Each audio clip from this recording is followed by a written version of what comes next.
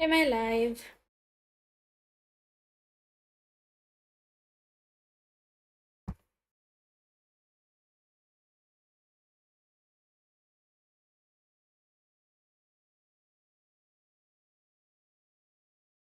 Am I live? जल्दी से मुझे बताओ. If I'm live, then we'll start the session.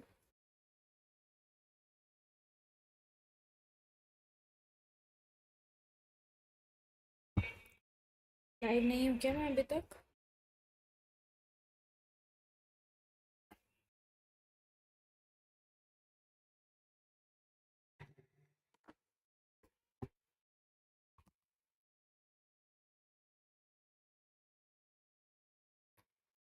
Hello everyone. Am I live? जल्दी से मुझे बताओ. If I'm live. Audio clear है, वॉइस क्लियर है, कैमरा क्वालिटी क्लियर है, मैं दिख रही हूँ, स्क्रीन दिख रही है. गुड इवनिंग प्राची, अभिलिप्सा, भावना, जागृति, डोरेमी. चलो, ठीक है. ठीक है, सब कुछ क्लियर है तो बढ़िया. ओके. ठीक है, I just share the link on Telegram. क्योंकि यार तुम तो अच्छे बच्चे हो, तुम बिना लिंक भेजे आ जाते हो. बट सम स्टूडेंट्स आर कोई बात नहीं. आ जाए वही बहुत है. Because this is the time where बच्चे बिल्कुल ही छोड़ देते हैं पढ़ाई को. And that is the worst thing. आवाज़ है क्लियर मेरी? ऐसे बताना ज़रा.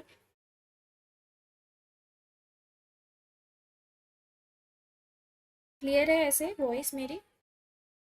आज मैं आपको फ्रेम में थोड़ी बड़ी दिख रही हूँ. यस, आज हमारा चैप्टर ख़त्म हो जाएगा. और आज हम एनसीईआरटी भी करने वाले हैं और हम आपके 15 सितंबर वाले टेस्ट के क्वेश्चंस भी डिस्कस करने वाले हैं. ठीक है. और इसके बाद बचेगा हमारा बस एक चैप्टर जो कि है पी ब्लॉक एलिमेंट्स, जो कि है बहुत ही गंदा चैप्टर. लाइक हाँ, मुझे नहीं बोलना चाहिए आपको अभी से. बट यार मैं झूठ नहीं बोलूँगी. वो थोड़ा गंदा चैप्टर है. उसमें you will be like the, इसमें आपने तो कुछ पढ़ाया ही नहीं. एंड मैं तुम्हें बोलूँगी कि यार इसमें कुछ पढ़ाने वाला है ही नहीं, इसमें बस रटने वाला है. दैट इज़ द चैप्टर जहाँ पे जो बोलते हैं ना इनऑर्गेनिक रटने वाला होता है. दैट इज़ द चैप्टर जहाँ सिर्फ रटना है. देखो, आज हम क्या करने वाले हैं. चलो, 10 लोग आए हैं अभी तक बस. हेलो हेलो, सुभन, जागृति. बहुत लोग नहीं दिख रहे मुझे जो रेगुलरली आते थे, पर अब नहीं दिख रहा है. नहीं दिख रहे हैं तो कोई बात नहीं, देयर लॉस. हमें क्या, हम तो पढ़ाई करेंगे, राइट. चलो शुरू करते हैं हमारा फ्री शिवा बैच जो कि शुरू हुआ था. Hi Jiya Kumari. Hello hello. Join करो जल्दी से. हमारा ये फ्री शिवा बैच जो August 1 से स्टार्ट हुआ था. और आज क्या डेट है? आज है 21 सितंबर. 2 महीने होने वाले हैं. और आपके बाकी सब्जेक्ट्स चाहे अक्टूबर तक ख़त्म हो, पर इनऑर्गेनिक का सिलेबस तो भाई मैं तो पता है कब ख़त्म कर दूंगी. मैं तुम्हारा 15 अक्टूबर तक तुम्हारा इनऑर्गेनिक पूरा खल्लास होगा. देखो यार, अभिलिप्सा, जो डिलीटेड पार्ट है वो तो नहीं पढ़ेंगे. बट जैसे 11th के कुछ कॉन्सेप्ट्स हैं वो आपको पता होने चाहिए. According to me, you should be knowing those things as well. तो भाई मैं थोड़ा सा पढ़ा, मतलब ऑब्वियसली जो रिलेटेड है वो हम बहुत डीपली नहीं पढ़ेंगे, वहाँ से क्वेश्चंस नहीं करेंगे. बट जितनी नेसेसिटी है उतना ज़रूर पढ़ेंगे. ठीक है. क्योंकि इतना लेट जिया कुमारी, लेट है बच्चे ये. 3 महीने में आपके ऑलमोस्ट 80 चैप्टर्स कंप्लीट हो जाएंगे. That is less. यस, एक ही चैप्टर और है. तो बच्चे 15 अक्टूबर दूर थोड़ी है. 15 अक्टूबर आ गया बस 2 हफ्ते में. एंड हमारी 1 वीक में 2 क्लासेस होती हैं. I want to take it slow only. जैसे इस चैप्टर को तो मैंने बहुत स्लोली पढ़ा है. 6 लेक्चर लिए हैं मैंने, 6. सोच रहे हो इतना स्लोली पढ़ा है इस चैप्टर को. और बिल्कुल क्रिस्टल क्लियर होना चाहिए सब कुछ. ठीक है. तो अभी मतलब मेरा टारगेट है 15 अक्टूबर, बट उससे पहले भी ख़त्म हो सकता है. डिपेंड्स कि हमारी क्लासेस कब होंगी, क्योंकि इनऑर्गेनिक तो हो जाएगा, बाकी सब्जेक्ट फिर तो देखना है ना हमें. तो वही है। आवाज़ आवाज़ क्लियर है ना भाई? अभी बता दो, बाद में मत बोलना। चलो ठीक है। तो वही मैं आप लोगों को बोल रही थी दैट देखो कितना टाइम आ चुका है, we have come a long way. Almost 2 months होने वाले हैं अब हमारे इस बैच को, एंड बिलीव मी अभी तो ये बस शुरुआत है। इसके बाद we'll be doing so many revisions, so many things, and यहीं पे मैं आपको आपका हमेशा का रिमाइंडर, पर्सनल मेंटोरशिप प्रोग्राम में इनरोल अभी तक नहीं करा है तो कर लो। Use my code is KJ, that is my name Khushi Jha 1111। And सबको 1111 की स्टोरी तो पता ही होगी भाई। If you are an OG, if you are a real one, you should be knowing the real story of KJ 1111। And जिसको नहीं पता है वो सुन लो। दैट ये कोड बनाते हुए ना मैंने बहुत दिमाग लगाया था कि क्या रखूँ ऐसा इनोवेटिव कि मेरे बच्चे जो है ना बिल्कुल ही अच्छे से पढ़ाई करें। तो मैंने सोचा ये जो 1111 नंबर होता है ना, this is an angelic number. You know what angelic numbers are? जैसे आपको क्लॉक में कभी 1111 दिख जाता है, that means you are guided by the correct guardian angels of yours, your correct angel energies। And मतलब उस टाइम पे आप जो भी प्रे करते हो, जो भी मैनिफेस्ट करते हो, दैट रियली वर्क्स। ठीक है। So that was my motive while keeping this code, and I really really want कि यहाँ पे मुझसे जितने बच्चे पढ़ रहे हैं ना, एक्चुअल में सबका सिलेक्शन हो। एंड सिर्फ सिलेक्शन नहीं है मेरा target, my target is AIIMS, my target is AIIMS. And your target should also be aims, nothing less than that, nothing less than that। ठीक है। ओके। यस बिल्कुल आराम से पढ़ेंगे। Hello Shiv, hello hello. ठीक है। And personal mentorship is one of the best things. अगर आप चाहते हो कि अगले कुछ महीनों में यहाँ पर खुद को आप देखो कि आप यहाँ पे आ रहे हो, टॉपर इंटरव्यूज दे रहे हो, यूट्यूब पे अपना मेडिकल वाला वो बना रहे हो। आजकल लोग नहीं, मेरे कंटेंट क्रिएटर्स बन रहे हैं, मेडिकल स्टूडेंट्स के साथ होते हैं, मतलब MBBS कंटेंट क्रिएटर्स। तो आई नो आप उन सबके शॉर्ट्स देखते हो, मैं भी देखती हूँ। There that's no problem.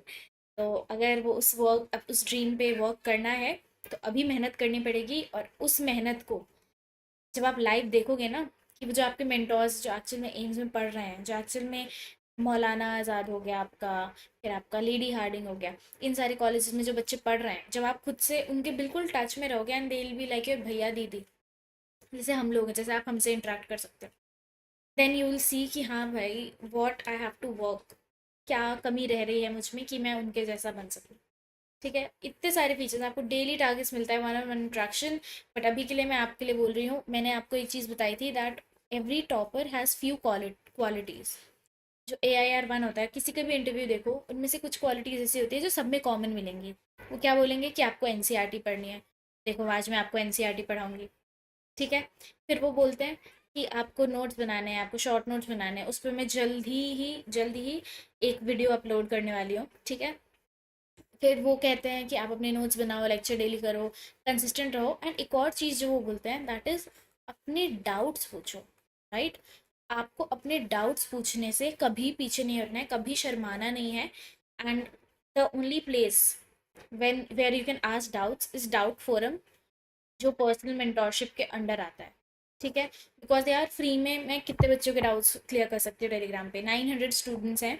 900 के 900 स्टूडेंट्स अगर मेरे पास ऐसे डाउट लेकर आ जाएंगे तो मैं कैसे सॉल्व करूँगी, राइट। तो if you want 1-on-1 doubt clearing sessions, ठीक है, आप चाहते हो मैं आपको वीडियो सॉल्यूशंस दूँ, आपको ऑडियो सॉल्यूशन रिकॉर्ड करके भेजूँ, so do enrol in personal mentorship. क्योंकि डाउट्स क्लियर नहीं होंगे ना तो तुम्हारी इम्प्रूवमेंट नहीं हो पाएगी। Like that is very true. तो use my code KJ1111, get flat 1000 rupees off. ठीक है। 5000 का है, आपको ₹1000 सीधा सीधा ऑफ हो जाएगा if you use my code KJ1111। इसी के साथ चलो शुरू करते हैं आज की क्लास, जहां हम पढ़ने वाले हैं, एक ही टॉपिक है हमारा, आइसोमेरिज्म। चलो इससे पहले मुझे बताओ, क्रिस्टल फील्ड थ्योरी जो हमने लास्ट क्लास में पढ़ी थी, उसमें किसी को कोई डाउट है क्या? टेल मी जल्दी से। आज आपको मेरी स्क्रीन थोड़ी बड़ी दिख रही होगी, है ना? अच्छा लग रहा है ना, ऐसे सुंदर लग रही हूँ मैं? नो। सुबह आर यू सेइंग नो? अच्छा, नो डाउट। ओ मुझे लगा सुंदर नहीं लग रही मैं, इसलिए नो बोला। ओके ठीक है, कोई डाउट नहीं है। ठीक है। ओके, ठीक है। अच्छा, ओके डोरेमी, थैंक यू। ठीक है, जागृति, ओके, कोई डाउट नहीं है, शिव, ओके, प्राची, ठीक है, ठीक है। चलो फिर तो कोई बात ही नहीं है। हम आज का अपना लेक्चर शुरू कर चुके हैं। आइसोमेरिज्म यार, जो आपने ऑर्गेनिक में पढ़ा है ना, उसी से मिलता जुलता ही है। केमिस्ट्री कहीं ना कहीं तो तुम्हें केमिस्ट्री जैसी लगेगी। और देखो, आज मैंने तुम्हारे लिए बहुत सारे नोट्स बनाए, आई लव दीज नोट्स। ठीक है, तो चलो शुरू करते हैं। हाँ, तो एक चीज हमने लास्ट टॉपिक का एंड करा था, टेट्राहेड्रल कॉम्प्लेक्स क्रिस्टोफिल थ्योरी में। और इसमें चाहे कोई भी भावना, इस सिंह आप तो रोज ही अच्छे लगते हो। भावना, देखो, आई अंडरस्टैंड योर भावनाज एज वेल, कि आप क्यों ऐसा बोल रहे हो। आई रियली डू अंडरस्टैंड, ठीक है। बट कभी कभी ऐसा होता है ना कि मैं खुद अपना लाइव सेशन बाद में देखती हूँ, and I watch and I look like E U. ऐसी ऐसी टीचर होगी तो बच्चे क्यों पढ़ने आते हैं। तुम लोग कितने अच्छे हो, आई am so grateful for you all, कि मैं इतनी बुरी दिखती हूँ कभी कभी, ऐसा लगता है सो के उठ के आई हूँ, तब भी आप लोग ज्वाइन करते हो। आई am really really really grateful for all of you.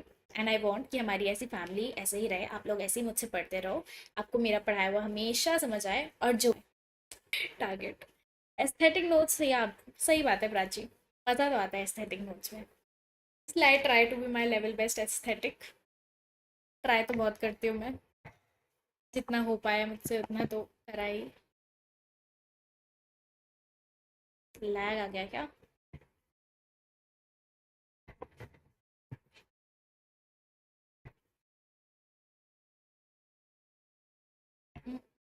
Yes, lag.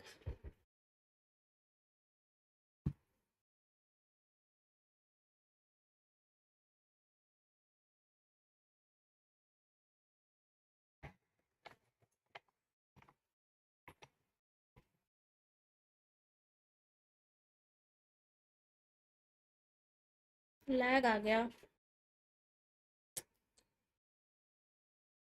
अब ठीक है, अब ठीक होगा। ठीक है, तो इससे पहले फिर से लैग आए, जल्दी से शुरू करते हैं वापस से। ठीक है, ठीक है। तो बहुत छोटा सा टॉपिक है, उसके बाद हमें बाकी सब भी डिस्कस करना है। सो देखो, टेट्राहेड्रल कॉम्प्लेक्स जो होते हैं हमारे सीएफटी में, उसमें बस एक बात आपको याद रखनी है कि कभी भी पेयरिंग नहीं होती है। और आपको पता है इसमें किसकी एनर्जी हाई होती है? इसमें आपकी ईजी वाले लेवल की एनर्जी, नहीं, हाँ, इसमें आपकी T2G वाले की एनर्जी हाई होती है और ईजी की एनर्जी लो होती है। ठीक है, इतना सबको याद है? ओके, ठीक है। चलो, आइसोमेरिज्म, व्हाट इज आइसोमेरिज्म? सबसे पहले तो हम ये पढ़ेंगे। So isomerism is nothing but the when two molecules have same molecular formula, but उनकी केमिकल और फिजिकल प्रॉपर्टीज क्या होती हैं? अलग अलग होती हैं। ठीक है, so that is what your isomerism is. तो जब आपका जैसे बोलते हैं ना, C2H, अच्छा यार, ऑर्गेनिक में नहीं गुजरी मैं अभी। ओके, जैसे एल्डिहाइड एंड कीटोन ले लो यार, पर उसका स्ट्रक्चर तो डिफरेंट है ना, केमिकल और फिजिकल प्रॉपर्टीज डिफरेंट है, पर फॉर्मूला दोनों का हो सकता है सेम ही हो, राइट?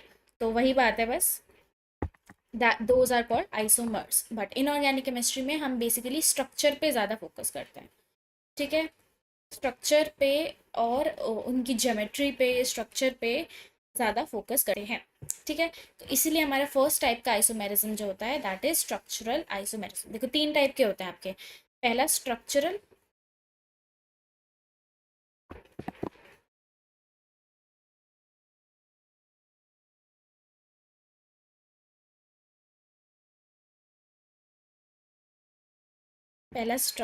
फिर लैग आया ना, अब ठीक होगा, कोई बात नहीं, कोई बात नहीं। कुछ हो रहा है आज, आई गेस बारिश वगैरह की वजह से थोड़ा दिक्कत है। चलो कोई नहीं। हाँ, तो स्ट्रक्चरल होता है, ठीक है, या फिर आपका ज्योमेट्रिकल होता है, और एक आपका ऑप्टिकल होता है। ठीक है, these are the types of isomerism which will study in your coordination compounds. तो सबसे पहला मैं सबसे इजी बताती हूँ, योर हाइड्रेट आइसोमेरिज्म। इसको हम एक और चीज़ कहते हैं, सॉल्वेट आइसोमेरिज्म। देखो, मैं साइड साइड में तुम्हें इसलिए लिख के दिखाती हूँ ताकि तुम्हें लगे कि हाँ भाई, नोट्स मैंने ही बनाया है, किसी और ने नहीं बनाया।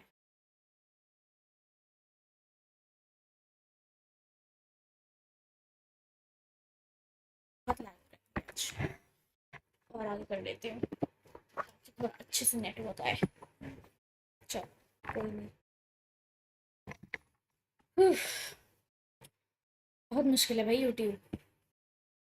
Okay, so hydrate isomerism is what? It is also known as your solvate isomerism. तो यार जहाँ पे भी तुम्हें दो मॉलिक्यूल्स दिखे और दिखे कि दो मॉलिक्यूल्स में वाटर है, तो तुम सीधा सीधा, और तुमसे आइसोमेरिज्म पूछा है, बिना दिमाग लगाए आंख पे पट्टी बांध के ऐसे दोनों आंख अपनी ऐसे बंद करना। ठीक है, दोनों आंख ऐसे बंद करोगे और उसके बाद सीधा कौन सा आइसोमेरिज्म को लिख दोगे? सॉल्वेट या हाइड्रेट आइसोमेरिज्म। जहां भी तुम्हें दो कंपाउंड्स दिए हो और बताना हो कि इसमें कौन सा आइसोमेरिज्म है, और तुम्हें दिख रहा हो कि लाइगेंड हमारा वाटर है, तो मोस्ट ऑफ द केसेस में इसमें आपका हाइड्रेट या सॉल्वेट आइसोमेरिज्म होता है। तो इसमें होता क्या है, दैट वाटर मॉलिक्यूल जो है ना, यहाँ पे ये जो H2O है, ये एक तो लाइगेंड की तरह भी एक्ट कर रहा है और वाटर ऑफ क्रिस्टलाइजेशन की तरह भी एक्ट कर रहा है। ठीक है, जैसे यहाँ पे लाइगेंड है और यहाँ पे वाटर ऑफ क्रिस्टलाइजेशन भी है ना। तो जब हम इसको डिसोसिएट कराएंगे तो वाटर हमारा मेन कंपाउंड बन जाएगा। Water is the main compound है। ठीक है, क्योंकि और कोई लाइगेंड तो है नहीं। ओके, तो जब भी आपको वाटर दिखे दो मॉलिक्यूल में, आपको सीधा हाइड्रेट आइसोमेरिज्म और सॉल्वेट आइसोमेरिज्म पे टिक करके आ जाना है। वाटर ऑफ क्रिस्टलाइजेशन देख लेना, अगर एक में लाइगेंड है और दूसरे में वाटर ऑफ क्रिस्टलाइजेशन है। ठीक है, सेकंड देखो, लिंकेज आइसोमेरिज्म। सबसे इजी, हमने एक कॉन्सेप्ट पढ़ा था हमारे स्टार्टिंग के लेक्चर्स में, विच वॉज एम्बीडेंटेट लाइगेंड। फटाफट से मुझे कोई भी एम्बीडेंटेट लाइगेंड का एग्जाम्पल दो, इसके अलावा ये NO2 और ONO जो यहाँ पे लिखा है, इसके अलावा एग्जाम्पल दो मुझे फटाफट से चार्ट में। एम्बीडेंटेट लाइगेंड्स के बहुत सारे एग्जाम्पल बताए थे मैंने, फटाफट से कोई एक और एग्जाम्पल मुझे दो। बताओ बताओ बताओ, अभी पता चल जाएगा कितना याद है। आगे आगे पढ़ते जाएंगे और पीछे का भूलते जाएंगे, not good. Okay, Shiv, Riyaz, Preeti Kumari, very good. Yes, correct, correct, yes. तो सबको आई होप याद है एम्बीडेंटेट लाइगेंड क्या होते हैं। एम्बीडेंटेट लाइगेंड्स वही होते हैं जहाँ पे एक ही मॉलिक्यूल में, जैसे NO2 है, इसी में दो डोनर एटम्स हैं। N भी डोनेट कर सकता है, O भी डोनेट कर सकता है, बट एट अ टाइम सिर्फ एक ही कंपाउंड डोनेट कर सकता है। एट अ टाइम या तो N डोनेट करेगा या तो O डोनेट करेगा, ऐसा नहीं हो सकता कि दोनों डोनेट कर दें। वेरी गुड, डोरमी, Shiv, Bhavna, Prachi, Jagriti, Riyaz, very good, all are correct. ठीक है, तो तो जब भी आपको ये दिखे कि जैसे दो लाइगेंड, ये सेम ही लाइगेंड है, दोनों ही NO2 हैं, बट क्या डिफरेंस है इसमें कि इन दोनों की डोनर साइट्स अलग अलग हैं। यहाँ पे N डोनेट कर रहा है, यहाँ पे ऑक्सीजन डोनेट कर रहा है। तो इस केस में इस इन आइसोमर्स को हम क्या बोलेंगे? देखो फॉर्मूला देखोगे तो दोनों का फॉर्मूला सेम है, तो इस केस में हम क्या बोलेंगे? कौन सा आइसोमेरिज्म? Linkage isomerism. ठीक है, क्यों? क्योंकि ये जहां से लिंक हो रहे हैं, वर्ड से देखो, हाइड्रेट और सॉल्वेट में क्या आ रहा था? हाइड्रेट, हाइड्रा मतलब वाटर, लिक्विड, राइट। ऐसे ही लिंकेज में लिंक, लिंक जहां से हो रहा है आपके एम्बीडेंटेट लाइगेंड्स में, कहाँ लिंक हो रहा है? लिंकेज कहाँ से हो रही है? N से हो रही है, O से हो रही है, कार्बन से हो रही है, नाइट्रोजन से हो रही है, साइनाइड में, है ना। तो उस ट्रिक से आप याद कर सकते हो इसको। Got it? क्लियर है? इतना क्लियर है? डन है इतना? मेरी आवाज क्लियर है ना? बिल्कुल ठीक है। ओके, तो चलो थर्ड पढ़ते हैं, हमारा आयोनाइजेशन आइसोमेरिज्म। देखो तुम्हें इसमें ना नाम से ही खेलना है, बाकी और कुछ है नहीं इसमें। आयोनाइजेशन मतलब कुछ ना कुछ रिलेटेड टू आयंस हो रहा होगा, है ना।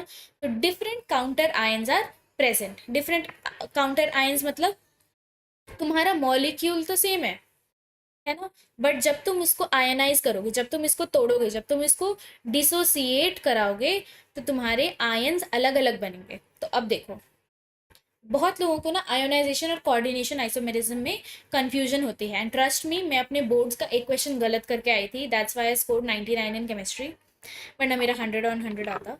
But that is the reason why I scored 99 and it still hurts me till today.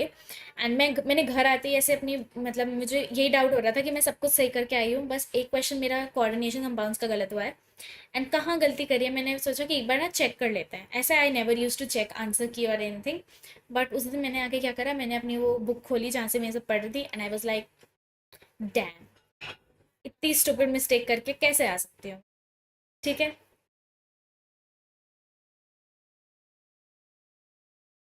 But क्या कर सकते हैं, कोई बात नहीं। तो मैंने यही गलती करी थी, कोऑर्डिनेशन को मैं आयोनाइजेशन लिख के आ गई थी, तो आप ये गलती बिल्कुल भी मत करना।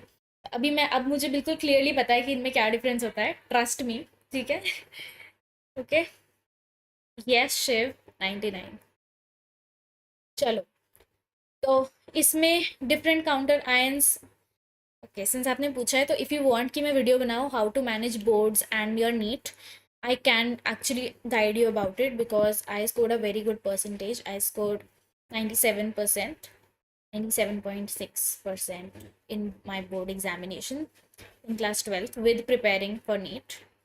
And I scored 100 on 100 in biology and 100 on 100 in psychology and 99 in chemistry. So if you want that, मुझे इस वीडियो के कमेंट में बता देना, I will make a video on that, क्योंकि बहुत लोगों को उसमें कंफ्यूजन होती है। ठीक है, if you want that video I will make. ठीक है, तो चलो, आयोनाइजेशन आइसोमेरिज्म में कुछ नहीं करना, फिर से अपनी आंख बंद करनी है और क्या देखना है कि इसमें आयन्स क्या बन रहा है। तुम इसका आयन तोड़ के देखो क्या बनेगा, एक तो CrH2O4Cl2 बनेगा और एक ब्रोमाइन बनेगा। वहीं इसमें क्या करा है, इसमें क्या करा है, इसमें एक Cl को बाहर ले गए और इस ब्रोमीन को अंदर ले गए, यही तो करा है। तो इसमें आयन क्या बनेगा, डिफरेंट हो जाएगा आयन, है ना। बट बाकी तो आपका फॉर्मूला तो सेम ही है। यहाँ पर भी CrH2O4Cl2Br है, यहाँ पर भी CrH2O4Cl2, ठीक है, Cl2Br है ना। Very easy, right. तो आपको बस आयंस देखना है कि आयंस क्या डिफरेंट बन रहे हैं। Okay, now coordination isomerism, both anion and cation should be a complex and ligands in the central atom gets exchanged। देखो इतनी भारी अंग्रेजी भाई हमें तो ना समझ आती। Very good Shiv, so proud of you. But अब हमारा टारगेट क्या है, 180 on 180 in chemistry and in fact 720 on 720 in NEET examination 2025। Okay, तो चलो, CONH36, देखो ये दोनों मेरे पास एग्जाम्पल है। तो कोऑर्डिनेशन आइसोमेरिज्म का पहला ट्रिक जो मैं आपको बताऊं, अगर आपको दो कॉम्प्लेक्सेस दिखे, दो कोऑर्डिनेशन कॉम्प्लेक्स दिखे, ये एक कोऑर्डिनेशन कॉम्प्लेक्स हो गया और ये एक कोऑर्डिनेशन कॉम्प्लेक्स हो गया, है ना। इसमें भी देखो ये भी एक है और ये भी एक है, राइट। ये बड़े वाले स्क्वायर ब्रैकेट्स जहाँ दिख जाए ना, मतलब दो अलग अलग कॉम्प्लेक्स हैं।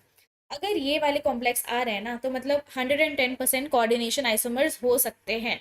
बट फिर भी हम क्या लगाएंगे, हम लगाएंगे लॉजिक। तो इसमें देखो CONH36 था और CrCN6 है, राइट। अब तुम इसको इसकी जगह पे लिख दो और इसको इसकी जगह पे लिख दो। CO के साथ CN6 को लिख दो और Cr के साथ NH36 को लिख दो।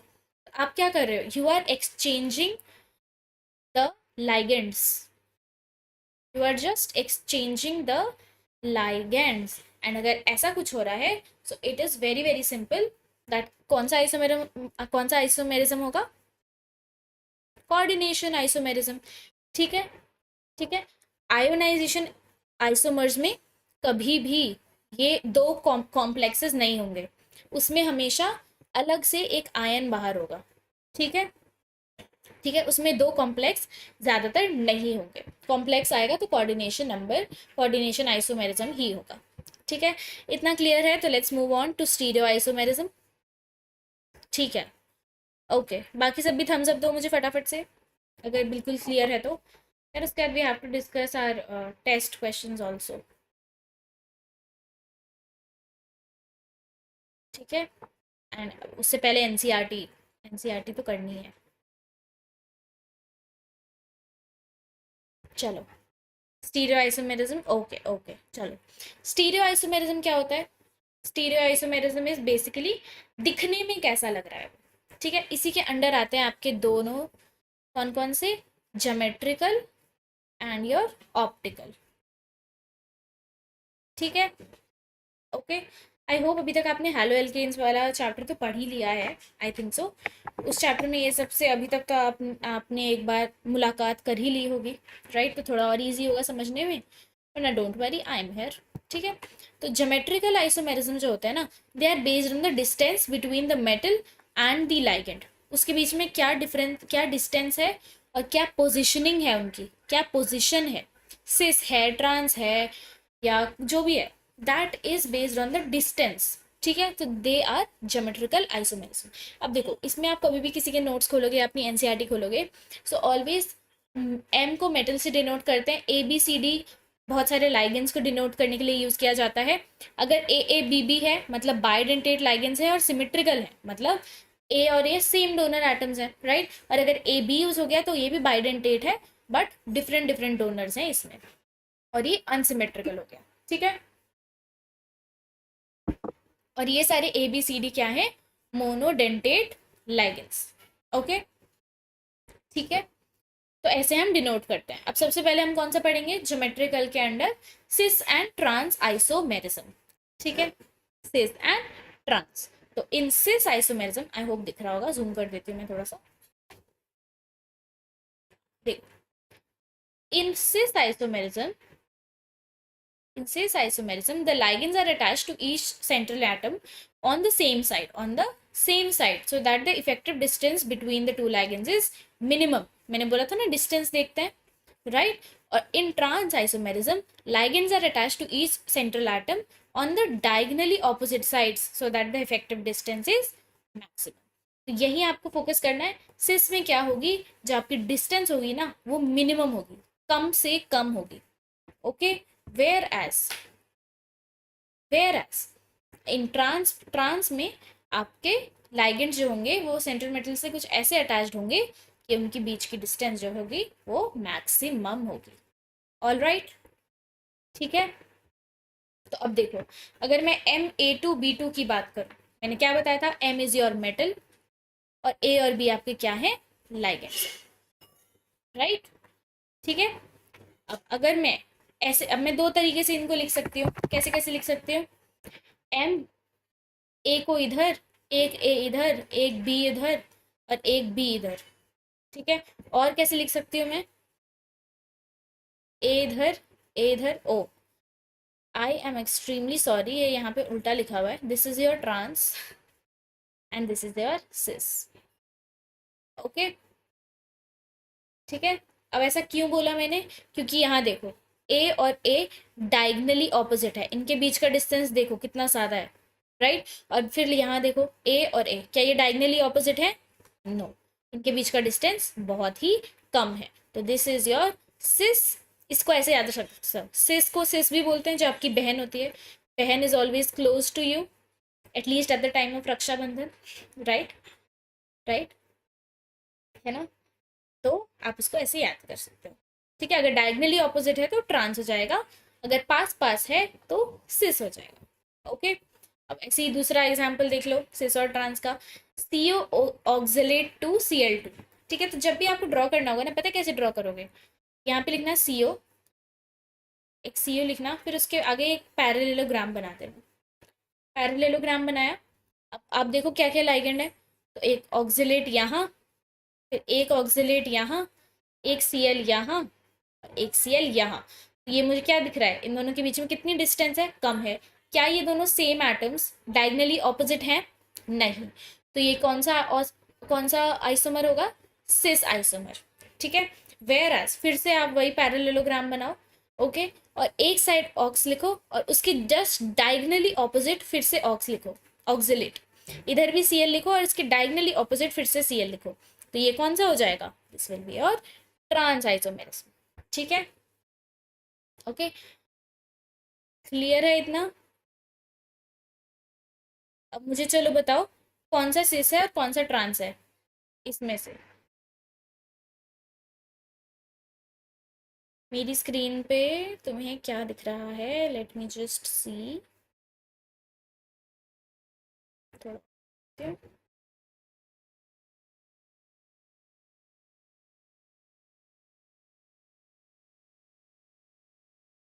ओके, बताओ ये वाला सिस है या ट्रांस है, okay, okay, okay, very good, बहुत जल्दी समझ गए, यस बिल्कुल करेक्ट। ये वाला जो है देखो, दोनों सेम लाइगेंड्स के बीच की डिस्टेंस देखनी है, ठीक है। क्या ये डायगनली ऑपोजिट है, नहीं, तो ये क्या हो जाएंगे, सिस। क्या ये डायगनली ऑपोजिट है, यस, तो ये कौन से हो जाएंगे, ट्रांस, सो इजी, ठीक है। एक और एग्जाम्पल देख लेते हैं MA4B2 टाइप का, ठीक है। इसमें देखो फिर से आपने कोबाल्ट को ऐसे बीच में लिखा, एक पैरेललोग्राम बना दिया। अब कैसे बनाओगे इसका, इसके दो आइसोमर्स बोर्ड्स बोर्ड्स में ड्रॉ करने भी आ जाता है, ठीक है, तो आपको पता होना चाहिए। फिर से पैरेललोग्राम बनाओ, कॉर्नर से शुरू करो, एक NH3, फिर यहाँ एक NH3, फिर एक और कॉर्नर पे NH3, ठीक है, फिर एक कॉर्नर पे Cl, और ऑक्टाहेड्रल में और कौन सी जगह बची होती है, ये वाली, तो एक साइड Cl और एक साइड NH3। क्या ये आपको दिख रहा है कि सेम लाइगेंड्स के बीच में कितना ही कम डिस्टेंस है ना, बहुत कम डिस्टेंस है ना, तो ये क्या हो जाएगा, सिस। वेयर एज अब यहाँ पे देखो, ये NH3 डायगनली ऑपोजिट, फिर ये वाला डायगनली ऑपोजिट, और ये वाली जो Cl है ये भी डायगनली ऑपोजिट। ओके, तो ये कौन सा जाएगा, ट्रांस हो जाएगा। डन। अब Ma3B3 के रिस्पेक्ट में देखो, इसमें एक न्यू चीज आ जाती है आपकी, that is your facial and your meridional plane. ठीक है, तो इसमें हम प्लेन भी कंसिडर करते हैं कि कौन सा प्लेन है इनका।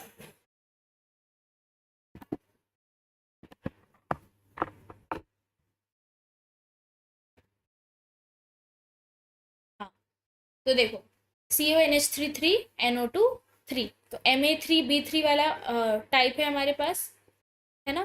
तो इसमें देखो, फिर से आपने एक CO बनाया, जूम कर देती हूँ अगर दिख नहीं रहा तो, दिख रहा होगा आई होप। एक CO बनाया, पैरेललोग्राम बनाया, और फिर कॉर्नर से स्टार्ट करो भरना। ये सारे structure I want in your notebooks, ठीक है। तो यहाँ से भरना शुरू करा, एक कॉर्नर पे NO2, फिर एक और कॉर्नर पे NO2, फिर एक और कॉर्नर पे NH3, एक और कॉर्नर पे NH3। ये दो स्पेसेस बची आपकी, यहाँ पे आपने क्या लिखा, एक पे NO2 और एक पे NH3। वेयर एज इसमें देखो, इसमें आपने कॉर्नर पे भरा NO2, फिर इस कॉर्नर पे NH3, इस पे NH3, इस पे NH3, राइट। तो ये दोनों देखो, ये दोनों डायगनली ऑपोजिट हो गए, और ये NO2 और ये NO2 भी डायगनली ऑपोजिट हो गए। तो ये कौन सा हो गया, ट्रांस हो गया। बट ऑक्टाहेड्रल जब आ गया ना हमारे पास, जब हमारे पास Ma3B3 वाला टाइप का आ गया, जब तीन तीन लाइगेंड सेम है, राइट, तो आप इसको क्या बोलोगे, ये जो प्लेन बन रहा है ना आपका, ये ट्राइंगल इन तीनों का, इसको आप बोलोगे फेशियल प्लेन। वेयर एज ये जो बन रहा है, this is your meridional isomerism. Okay, तो जब ट्रांस होता है, ट्रांस के साथ हमेशा मेरिडोनियल एक्सिस आता है, और सिस के साथ हमेशा फेशियल आता है। तो आप ऐसे याद रख सकते हो, फेस को ऐसे फैक लिखते हैं, ठीक है, तो C for cis, that's the trick to remember if you want. ठीक है, चलो आगे आ जाते हैं। फिर से कुछ लिखा हुआ है, आज क्या लिखा हुआ है पढ़ लेते हैं। Cis and trans of types of isomerism can be exhibited by square, planar and octahedral. In cis isomerism, lichens are present at 90 degree to each other. In trans, they are placed 180 degree to each other. Tetrahedral complexes do not show this type of isomerism. Very very very very very very very important point. ठीक है, okay, clear है।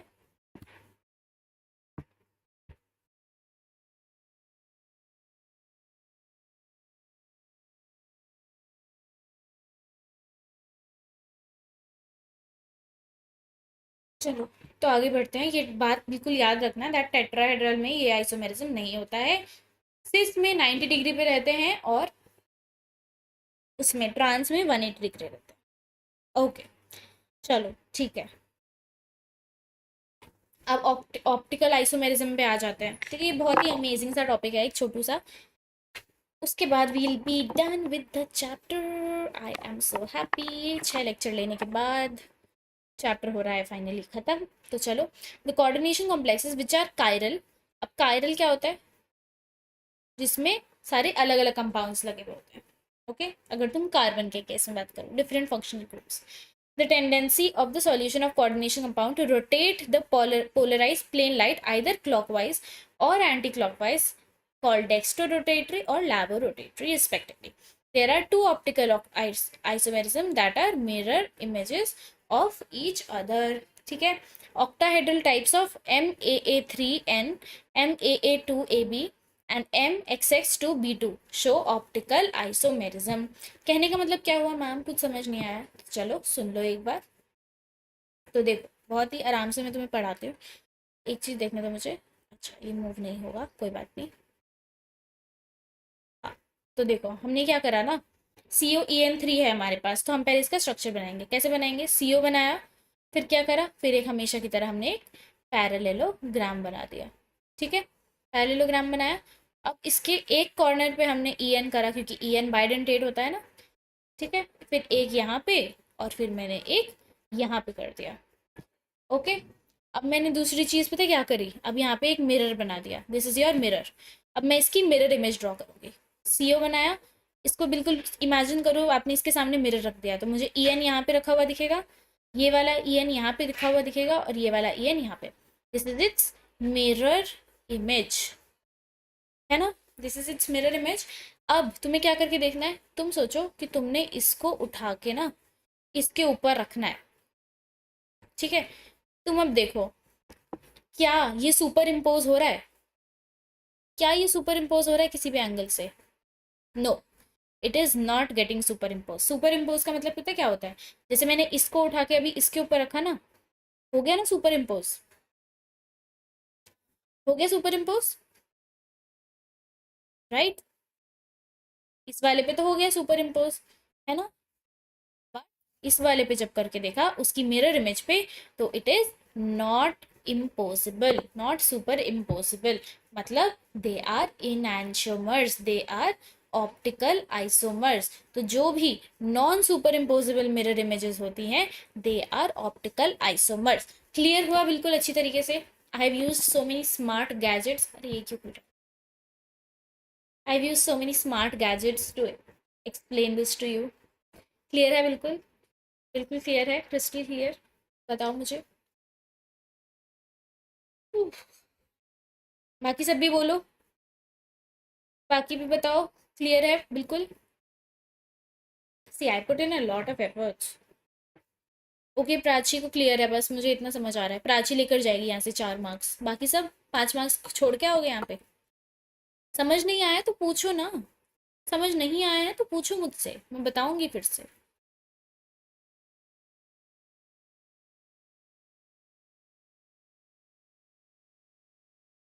अभी भी मुझे 3 से 4 बच्चे reply करते हुए दिख रहे हैं, बाकी कोई कर नहीं रहा रिप्लाई। चलो, your choice.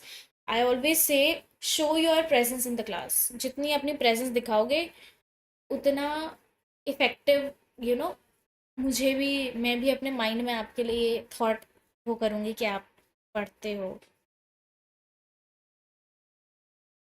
I know Prachi, lag तो आ ही रहा है बट बाकी लोग रिप्लाई नहीं कर रहे। चलो ठीक है, 11 बच्चे हैं, 11 रिप्लाई तो आ नहीं रहे मेरे पास, that's what I am saying. कोई नहीं, कोई नहीं, चलो। इनैंशियोमर्स भी कहते हैं इन्हें। ठीक है, अब दूसरा एग्जाम्पल देख लेते हैं। फिर से देखो, CO ऑक्सिलेट टू Cl2। अब ये इनका फिर से आप स्ट्रक्चर बना के देखोगे। अब देखो, क्या अगर मैं इसको उठा के इसके ऊपर रखना चाहूँ, राइट, तो क्या क्या ये सुपर इम्पोज हो जाएगा? क्या ये सुपर इम्पोज होगा? नहीं होगा। So they are non superimposable mirror images called as enantiomers. ठीक है, क्लियर है? इसी के साथ हो गया है हमारा ये चैप्टर खत्म, बट अभी हम इसको देखेंगे एक बार एनसीईआरटी से, बिकॉज इस चैप्टर की NCERT is very very very important, very very please, very very very important. ठीक है, डन। शुरू करें क्या एक बार? Show me enthusiasm, show me, show me, show me, show me, show me, show me thumbs up in the chat. फिर शुरू करते हैं एनसीईआरटी।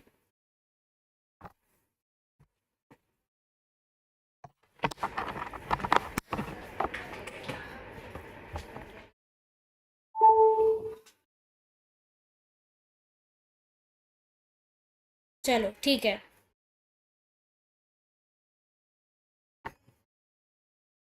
ओके, ओके, ओके, ठीक है। तो चलो शुरू करते हैं एनसीईआरटी से कवर करना। I hope there is no background noise from my side, I really hope, अगर है तो मुझे प्लीज़ फॉरगिव मी। घर पे आज कुछ गेस्ट वेस्ट आए हैं, but I had to take my class, I can not, क्योंकि तुम्हारा ये क्रूशल टाइम चल रहा है बहुत ज़्यादा। चलो ठीक है, आ गए हैं मेरे पास बहुत सारे थम्स अप, सब लोग एक्साइटेड हैं।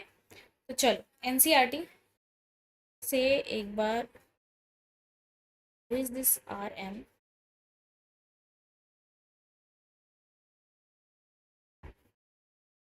Okay, shadow gamers, thank you so much, focus on studies please. चलो, कोऑर्डिनेशन कंपाउंड्स, देखो फर्स्ट पेज में ऐसा कुछ लिखा नहीं हुआ है। यहाँ पर हमारा, यहाँ से इंपॉर्टेंट चीज़ें शुरू होती है, that is your Alfred Werner theory, जो मैंने आपको बताया था अबाउट। इससे ना आपका एक पूरा चैप्टर का रिविजन भी हो जाएगा फिर से, ठीक है, क्योंकि 6 लेक्चर की क्लास थी, कितना रिवाइज करोगे, नोट्स खोलेंगे तो तुम्हारा मन भी नहीं होता होगा, है ना। तो इसलिए मैं रिवाइज करा देती हूँ एक बार अच्छे से। वर्नर की थ्योरी में क्या क्या पढ़ा था हमने? प्राइमरी वैलेंसी और सेकेंडरी वैलेंसी। तो देखो अब मैं बताती हूँ आपको एक्टिव रिकॉल कैसे करना है if you are reading NCERT for the first time. अगर अंडरलाइन वंडरलाइन है तो आपको ऑलरेडी पता हो। What I use to do for inorganic chemistry is, जैसे यहाँ पे लिखा हुआ है ना, इस पूरे पैराग्राफ की समरी यहीं पे लिख देती थी मैं। इसमें कुछ भी इंपॉर्टेंट नहीं है, एक वर्नर यहाँ पे हाईलाइट कर लिया, फिर लिख दिया प्राइमरी वैलेंसी, प्राइमरी वैलेंसी, और उसके आगे लिख दिया आयोनाइजेबल। इससे मुझे क्लिक हो जाता था कि हाँ क्या था। फिर सेकेंडरी, और उसके आगे लिख दिया कोऑर्डिनेशन कंपाउंड, सीसी, बस। And I am done with the whole chapter. और इसमें क्या क्या एग्जाम्पल दिए हुए हैं वो मैं एक बार पढ़ लेती थी। That's it, that's how you have to use your NCERT. But फिर उसके बाद देखो ये वाला जो पॉइंट है ना एनसीईआरटी का, that is your very very very, ये हमने क्लास में भी कवर करा था। रीड कर लेना अच्छे से, मैंने पढ़ाया हुआ है, रीड कर लेना। दैट कंपाउंड्स जो होते हैं with ammonia, was found that some of the chloride ions could be precipitated as AgCl and some remain in the solution. क्यों हो रहा था ऐसा? क्योंकि कुछ कोऑर्डिनेशन कॉम्प्लेक्स के अंदर थे और कुछ कोऑर्डिनेशन कॉम्प्लेक्स के बाहर थे। जो कोऑर्डिनेशन कॉम्प्लेक्स के बाहर थे वो आयोनाइज हो गए, जो अंदर थे वो आयोनाइज नहीं हो पाए, ठीक है। तो चलो सेकेंडरी वैलेंस इन्होंने यहाँ पे समझा दिया है। ओके चलो, ये वाला टेबल एक बार बहुत इंपॉर्टेंट से देख लेना, इसको पढ़ लेना, कुछ समझ ना आए तो पूछ भी लेना। देखो यहाँ पे 2 आयंस हो सकते थे, तो एक ये डिसोसिएट होगा और 2 इसमें, एक ये डिसोसिएट होगा और 3 ये, राइट। तो वही रेशियो यहाँ पे दिए हुए हैं, राइट। कुछ पॉइंट्स दिए हुए हैं यहाँ पे, जैसे कि in coordination compounds metal show 2 types of linkages, primary and secondary. no are primary are ionizable, secondary are non-ionizable, right, neutral or negative ions, right. The ions groups bound by secondary linkages to the metal have characteristic spatial arrangements corresponding to different coordination number। अब इसका मतलब क्या था? अगर तुम्हें थोड़ी सी भी दिक्कत आए तो ये समझ लेना कि बोलना चाह रहा है कोऑर्डिनेशन कॉम्प्लेक्स के हिसाब से या तो वो ऑक्टाहेड्रल होगा, या तो वो टेट्राहेड्रल होगा, या तो वो स्क्वायर प्लेनर होगा, यही बोलना चाह रहा था। ठीक है, आगे बढ़े आगे बढ़े, फटाफट बताओ मुझे। He further postulated that octahedral, tetrahedral and square planar are more common in coordination compounds of transition metals। ये मैंने आपको नोट्स में भी लिखवाया था ये पॉइंट। ओके चलो, फिर उसके बाद जितने भी एग्जाम्पल्स दिए होते हैं, ये तो आदित्य भैया आपको हमेशा बोलते ही हैं, करने ही करने हैं, ठीक है, बिल्कुल छोड़ना ही नहीं है, इनको करना ही करना है, ठीक है। अब ये वाला इस टाइप के क्वेश्चंस पिछली बार बहुत पूछे गए थे, मतलब लास्ट कुछ बार से, कि कितने मोल्स ऑफ AgCl होंगे। तो आपको इसमें क्या देखना है? नंबर ऑफ आयंस, कि कितने आपके पास आयंस बनेंगे, ठीक है। तो आप इस हिसाब से इसको सॉल्व कर सकते हो। नाउ ये difference between a double short line complex, ये मैंने आपको टेबल बनवाई थी नोट्स में, ठीक है, उसके हिसाब से आप बिल्कुल पढ़ सकते हैं इसको, इसमें कुछ ऐसा खास दिया नहीं हुआ है। अब ये सब भी बिल्कुल सेम है, हम कर चुके हैं। इस पर I don't want to waste time. Coordination entity क्या हो गया, सेंट्रल मेटल क्या हो गया, लाइगेंस क्या हो गए, राइट। फिर unidentate, didentate, polydentate, ambidentate, chelate ligands, denticity of ligands. But यहाँ पे आपको ये दिख रहा है कि आपने ये सब पढ़ा हुआ है, but you have to focus the way NCERT writes it. That is the most important thing. When a di or polydentate ligand uses its 2 or more donor atom simultaneously to bind to a single metal ion, it is said to be a chelate ion, ठीक है। The number of such ligating groups is called the denticity, ठीक है।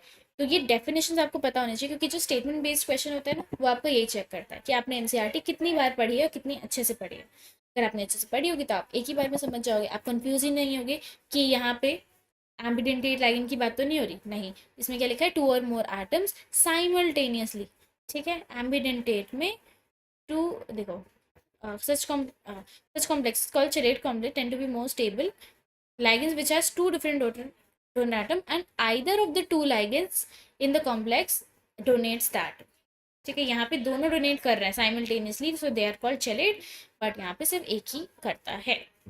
ठीक है, तो यहाँ पे example भी दिए हुए हैं SCN NO2-। ओके, फिर कोऑर्डिनेशन नंबर भी हमने बहुत अच्छे से पढ़ ही लिया था।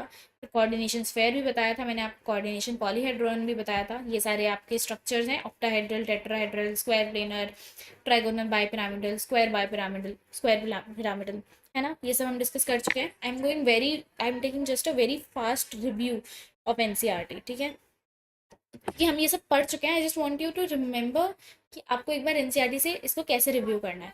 ऑक्सीडेशन नंबर भी हम कवर कर चुके हैं, होमोलेप्टिक और हेटेरोलेप्टिक कॉम्प्लेक्स के बारे में भी बात कर चुके हैं, जहाँ पे सिर्फ एक टाइप के लाइगेंड्स होंगे, एक टाइप के डोनर एटम्स होंगे, उसको हम कहेंगे होमोलेप्टिक। जहाँ पे ज़्यादा टाइप के होंगे उनको कहेंगे heteroleptic.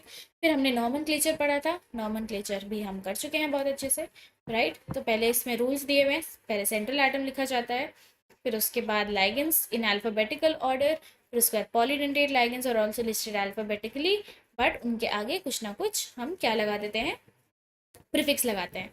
The formula for entire coordination entity, whether charged or not, enclosed in square brackets. Yes, there should be no space. फिर उसके बाद उसका charged coordination entity indicated charges या oxidation state जो होता है वो लिखा हुआ होता है, and charge of cations is balanced by the charge of anions. फिर उसके बाद लिखते कैसे हैं, कैटायन का नेम सबसे पहले होता है, फिर both positively and negatively charge, फिर लाइगेंस का नेम होता है, फिर अनायनिक लाइगेंस में क्या होता है, अमाइन, जैसे हाँ 8 लगा देते हैं ना, वैसे ही मोनो, डाई, ट्राई, ये सब प्रीफिक्स लगाते हैं, फिर ऑक्सीडेशन स्टेट भी लिखते हैं, और अगर कैटायन है तो मेटल का नेम एज इट इज आता है। इसके लिए मैंने आपको बहुत सुंदर सी एक टेबल दी थी, यहाँ पे बहुत सारे एग्जाम्पल हैं, and believe me, go through these examples. In example से कई बार डायरेक्ट क्वेश्चन आ जाता है, जैसे ये वाला है, ये आपने मैंने टेस्ट में भी दिया था शायद, या DPP में तो दिया ही था।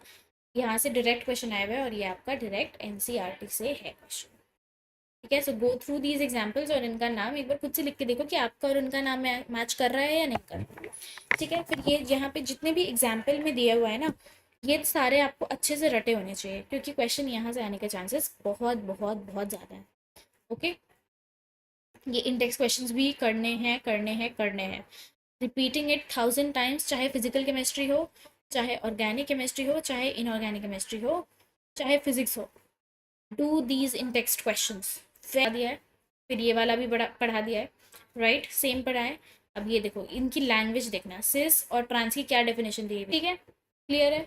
फिर देखो यही सेम एग्जाम्पल जो मैंने आपको बताया, फैस एंड मर, मेरिडोनियल एंड फेशियल, देखो सेम NCERT से पढ़ाती हूँ भाई मैं, बिल्कुल NCERT से पढ़ाती हूँ।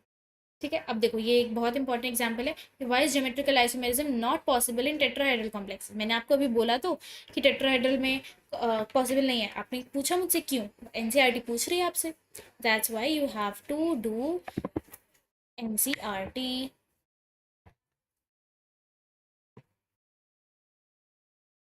ठीक है, ठीक है? चलो आगे बढ़ते हैं।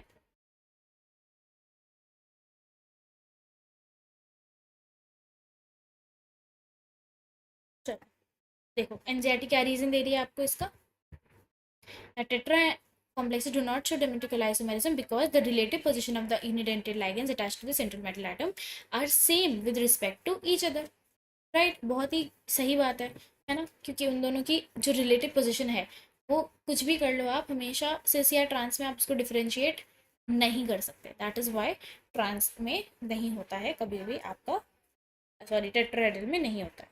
ठीक है, देखो ये सभी मैंने बता दिया है बिल्कुल, ये सारे एग्जाम्पल। तो dextro and levo rotatory, anti clockwise में रोटेट करेगा या एंटी क्लॉकवाइज, क्लॉकवाइज में, एंटी क्लॉकवाइज में, same they rotate the plane of polarise light, same ही स्टेटमेंट्स मैं आज लेकर आई थी नोट्स में। तो ये सब एक बार गो थ्रू कर लेना, कि जितने भी एग्जाम्पल्स हैं ना करने ही करने हैं, ओके, बिल्कुल भी नहीं छोड़ना है। फिर लिंकेज आइसोमेरिज्म आ गया, मैंने आपको बता दिया, एम्बिडेंट लाइगेंड, फिर कोऑर्डिनेशन आइसोमेरिज्म बता दिया, जहाँ पर भी इंटरचेंज ऑफ लाइगेंड्स होता है, राइट, ये देखो सेम एग्जाम्पल है जो मैंने नोट्स में कराया।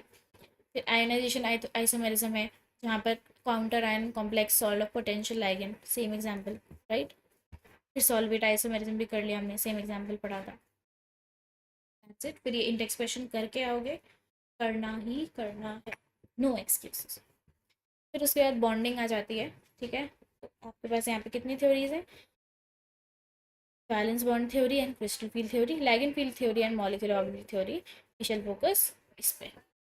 Okay, valence bond, valence bond theory हो गया हमारा।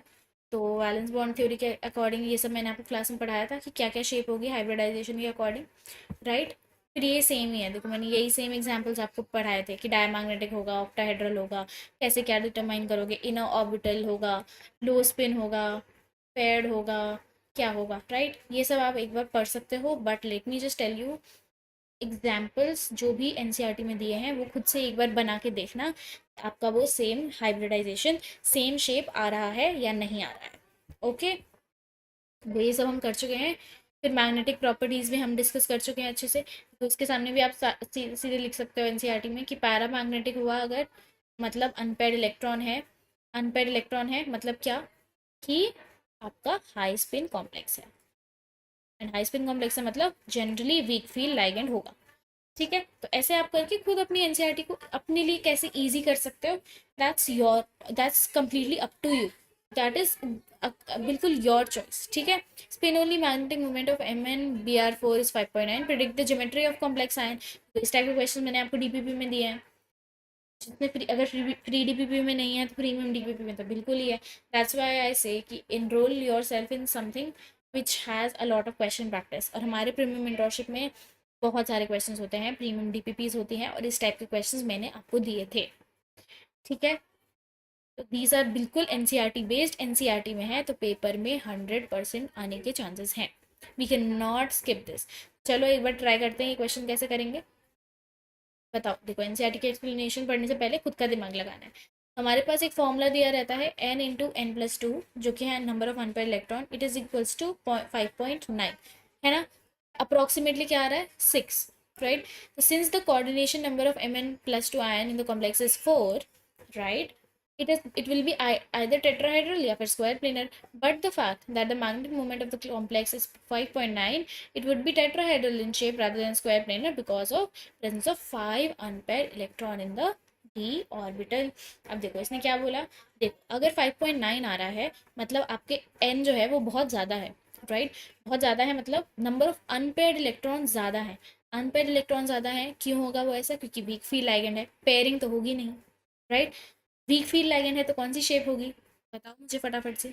स्ट्रॉन्ग फील्ड लाइगेंड होता है तो स्क्वायर प्लेनर शेप होती है, एंड वीक फील्ड लाइगेंड होता है तो हमारी कौन सी शेप होती है, टेट्राहेड्रल। ओके, ठीक है ठीक है ठीक है, समझे कैसे करते हैं क्वेश्चंस। तो that's how you have to use your दिमाग,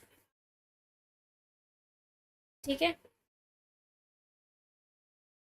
तो चलो, वैलेंस बॉन्ड थ्योरी की लिमिटेशन भी हम कर चुके हैं, फिर क्रिस्टल फील्ड थ्योरी है, ठीक है। क्रिस्टल फील्ड थ्योरी को एक बार एनसीईआरटी से ज़रूर गो थ्रू कर लेना, क्योंकि ये यहाँ पे आपको स्टेटमेंट्स में फंसा सकते हैं, 110% स्टेटमेंट्स में फंसा सकते हैं, ओके, ठीक है। कैसे स्प्लिटिंग हो रही है, क्या एक्सप्लेनेशन उन्होंने दी हुई है, डीजेनरेसी वगैरह, सब कुछ एक बार एक्चुअल डेफिनेशन, देखो मैंने आपको समझा तो दिया है, राइट, बट पेपर में ऐसे हिंदी में थोड़ी लिखा आएगा, पेपर में थोड़ी ऐसे आएगा जैसे मैं बोलती हूँ, that's not the language of the exam, right. You have to know the exam of the language of the exam, and that language is NCERT. Bio में भी मैं आपको सेम चीज़ रेकमेंड करूँगी, समझो, समझो इन एनी वे, हिंदी में समझो, English में समझो, फारसी में समझो, पंजाबी में समझो, जहाँ समझना है वो समझो, but when it comes to question practice stick to NCERT, क्योंकि लैंग्वेज एनसीईआरटी की ही यूज होती है। वो एक स्टेटमेंट ऐसे घुमा के आपको सब, आपको पहले लगेगा कि ये स्टेटमेंट उन्होंने घुमा के दी हुई है, मैं तो इजीली समझ लेता हूँ कि मुझे समझ आ गया, बट क्या जब वही स्टेटमेंट क्वेश्चन पे आएगी, जब वो क्वेश्चन के फॉर्मेट में आएगा, तब क्या आपको समझ आएगा कि ये घुमा के दिया हुआ है। उस time you have to remember कि हाँ स्टेटमेंट में ना कुछ ऐसा ट्रिकी सा था, you know the concept but you have to answer in the language of NCERT, clear है। तो इसलिए क्रिस्टल फील्ड थ्योरी को एक बार ज़रूर से एनसीईआरटी से रीड कर लेना, सब कुछ हमने पढ़ा हुआ है, एक एक लाइन हमने पढ़ी हुई है, have same energy, they are degenerate, they lose their degeneracy, pattern of splitting depends on nature of crystal field, सब कुछ पढ़ा हुआ है, but it requires one reading, ठीक है, तो एक बार ज़रूर रीड कर लेना, हाथ में पेंसिल रखना, अंडरलाइन करना, हाइलाइटर से अपनी बुक को रेनबो बनाने की ज़रूरत नहीं है। ठीक है, जो पॉइंट आपको लग रहा है कि ये देख के मुझे पूरी थ्योरी याद आ रही है, जैसे डीजेनरेट एक वर्ड है, उसको देख के आप पूरी थ्योरी याद रख सकते हैं, क्योंकि दीदी ने बताया था हमें, डीजेनरेसी वो लूज करते हैं, फिर वो ऑर्बिटल जैसे ऊपर और नीचे में स्प्लिट हो जाते हैं, स्ट्रॉन्ग फील्ड होगा तो ऐसे होगा, वीक फील्ड होगा तो ये होगा। बहुत सारे केसेस बताए थे, वो सारे आप अपने एनसीईआरटी की साइड में लिख सकते हो इफ़ यू वांट। ठीक है, तो ऐसे एक बार इसको रीडिंग ज़रूर दे देना। फिर देखो यही स्ट्रक्चर मैंने आपको बताया था, बैरी सेंटर बताया था, ये पूरा बताया था, 3/5, 2/5, 0.4, 0.6, है ना, ये सब बताया था मैंने आपको, ये -0.4, ये +0.6, राइट, सब कुछ पढ़ाया हुआ है, सब कुछ, ये पूरा देखो, ये वाला मैंने नोट्स में लिखवाया था, है ना, ये यहाँ से क्वेश्चन बहुत बार आया हुआ है, but do read NCERT once. ठीक है, ये सब हमने पढ़ा हुआ है, बट एक बार रीड ज़रूर कर लेना। फिर देखो ये केसेस भी मैंने बताए हुए हैं आपको, क्या होगा कि अगर क्रिस्टल फील्ड एनर्जी कम है, पेयरिंग ज़्यादा है, अगर पेयरिंग ज़्यादा है तो पेयरिंग नहीं होगी, राइट, और अगर पेयरिंग एनर्जी कम है तो पेयरिंग हो जाएगी। ओके, फिर देखो यही स्ट्रक्चर हम पढ़ चुके हैं। फिर ये वाला जो पार्ट है ना बच्चे, ये आपको लर्न करना है। I request you and I order you to learn this table. ये आपको 1 2 3 4 5 6 कॉम्प्लेक्सेस दिए हुए हैं, इनका कलर आपको याद करना है कि ऑब्जर्व कौन सी लाइट करते हैं और एक्चुअल में इनका कलर क्या होता है। ठीक है, ओके,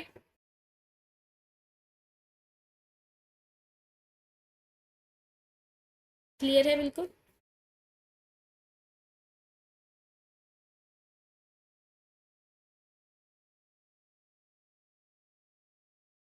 डन है,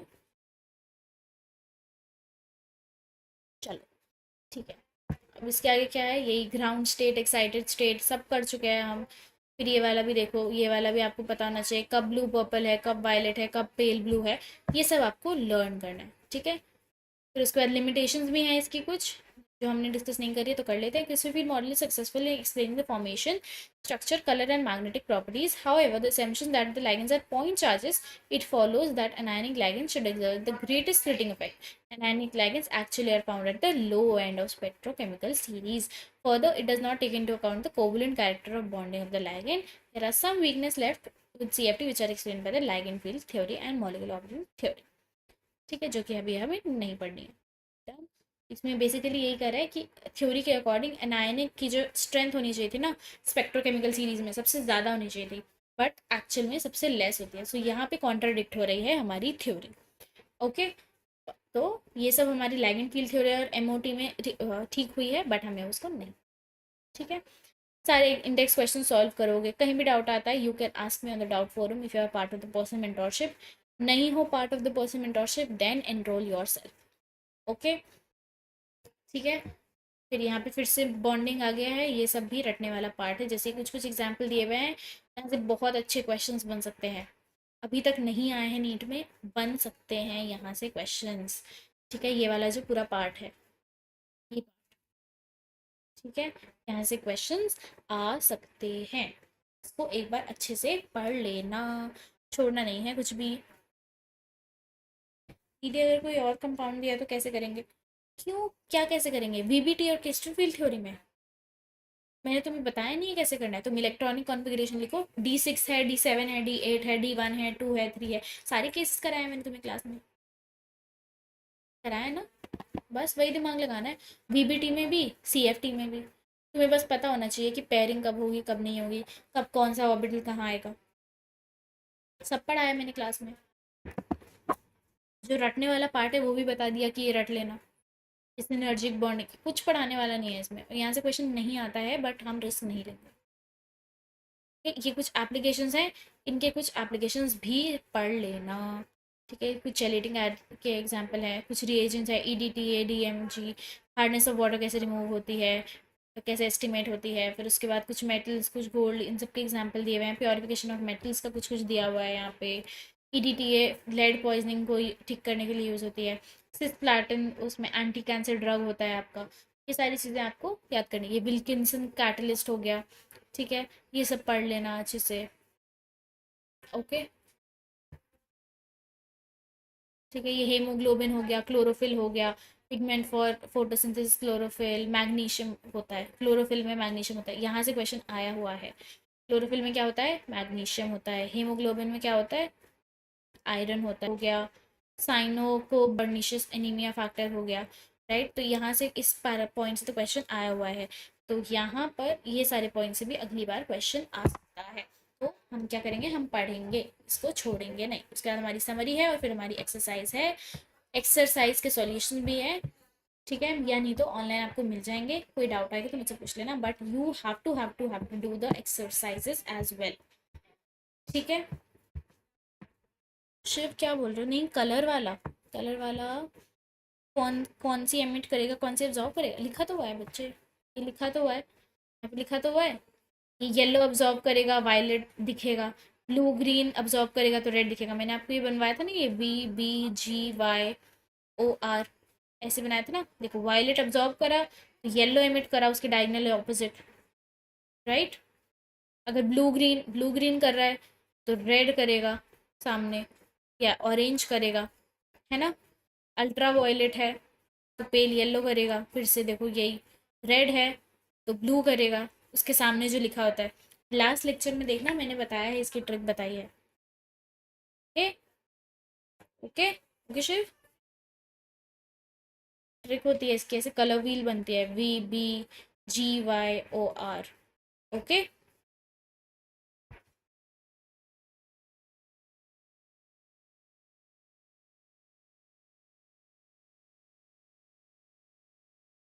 वी के सामने येलो लिखा है, राइट, तो बस ऐसे ही हम सॉल्व कर लेते हैं। That's the trick to solve. चलो, टेस्ट के क्वेश्चंस देखने हैं? बताओ मुझे फटाफट से, टेस्ट के क्वेश्चन डिस्कस करने।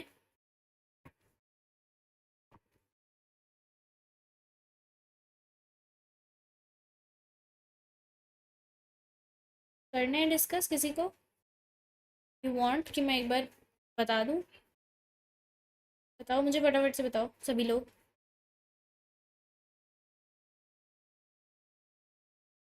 बताओ बताओ बताओ।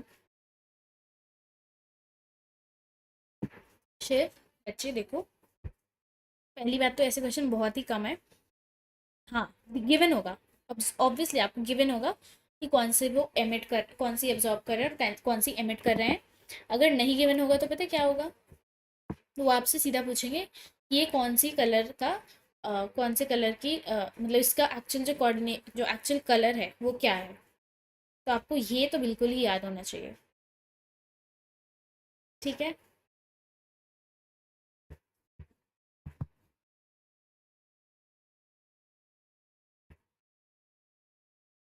किसी को अब टेस्ट में कोई डाउट है तो मुझे बताओ, मैं डिस्कस कर लूँगी।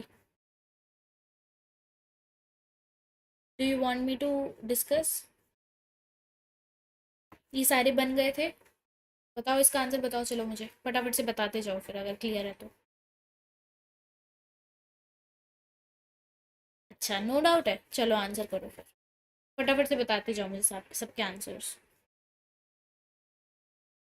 Element E belongs to the period 4 and group 16 of the periodic table. Valence shell electronic configuration of the element which is just above E in the group is। देखो इसी टाइप में मैं आपको एक और क्वेश्चन बताऊँ, डायगनल बोल सकते हैं कि element just diagonally, diagonally opposite. ठीक है,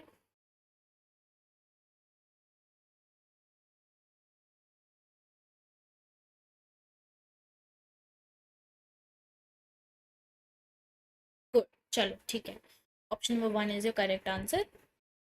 आई होप सबको पता है कैसे करा हमने ये क्वेश्चन। तो आपको पीरियोडिक टेबल में देखना है कि इस एलिमेंट के ऊपर कौन सा एलिमेंट है, उसकी इलेक्ट्रॉनिक कॉन्फ़िगरेशन क्या होगी। चलो अब ये बताओ, इसका आंसर क्या करा मार्क,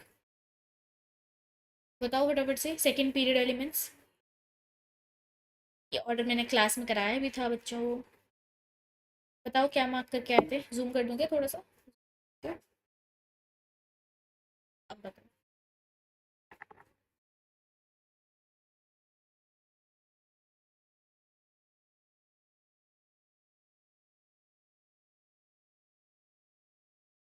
बताओ बताओ बताओ।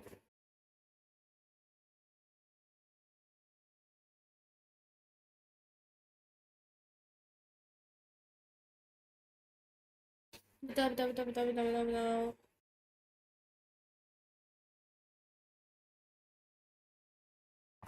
क्या होगा ऑप्शन में? सी? सी होगा? आंसर क्यों नहीं दे रहे मेरे पास आंसर? अच्छा ठीक है ठीक है ठीक है ठीक है। Yes, C is the correct answer. अगर किसी को नहीं समझ आया तो गो वॉच द लेक्चर। ये आपका बेसिकली इलेक्ट्रॉनिक कॉन्फ़िगरेशन के बेसिस पर है। Electronic configuration. ठीक है। थर्ड बताओ। थर्ड चलो तुमने कर ही लिया होगा, ये बताओ मुझे। फोर्थ बताओ, फोर्थ। फोर्थ का आंसर बताओ। I want to see do you remember और हैव यू फॉरगॉट? भूल गए हो या याद है? शो मी।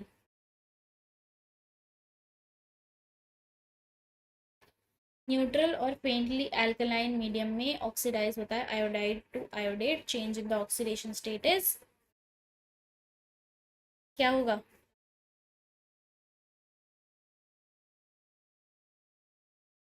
फटाफट से बताओ मुझे।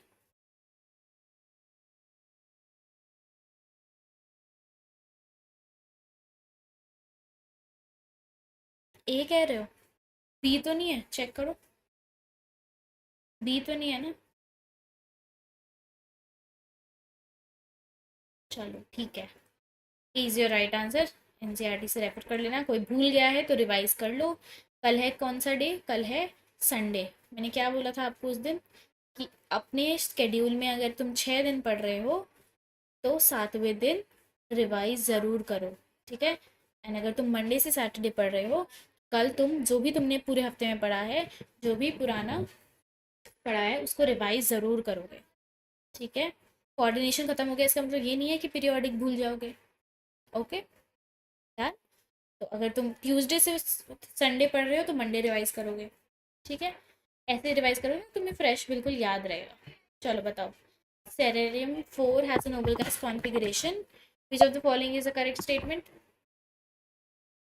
बताओ बताओ बताओ।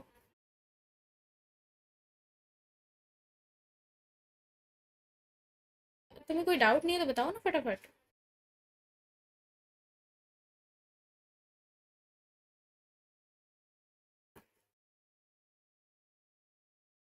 बताओ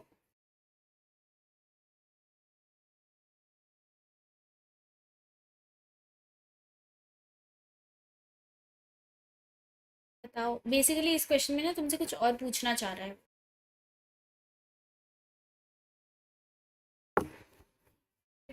आंसर नहीं दे।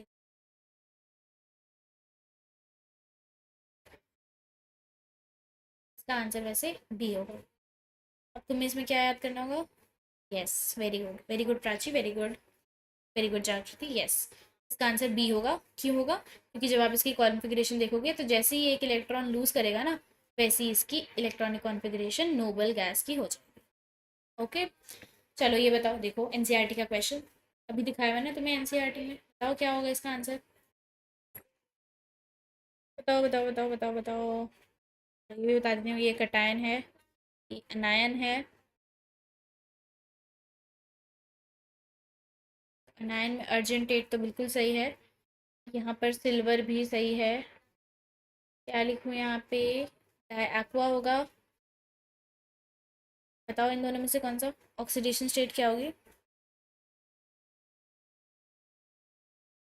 अच्छा कोई नहीं अभिलिप्सा, नेक्स्ट टाइम से ध्यान रखो। ठीक है, कोई दिक्कत नहीं है, अभी गलती हुई, नो प्रॉब्लम। तुम आंसर याद करके तो नहीं बैठे? याद करके तो नहीं बैठे? चलो ठीक है, वेरी गुड। ऑक्सीडेशन स्टेट निकालना है इसमें बस तुम्हें। गुड। चलो good. Option number D is your right answer. Question number 7 बताओ। 7 बताओ।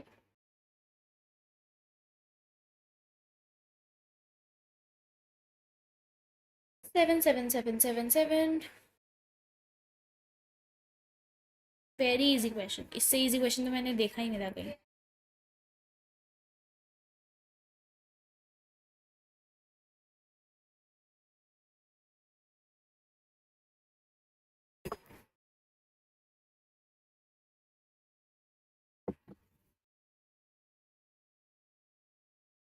बताओ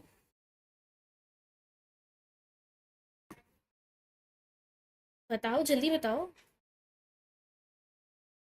अच्छा, शिव का ये गलत हुआ था। तो आंसर चेक नहीं करे शिव फिर टेस्ट एनालाइज करते टाइम?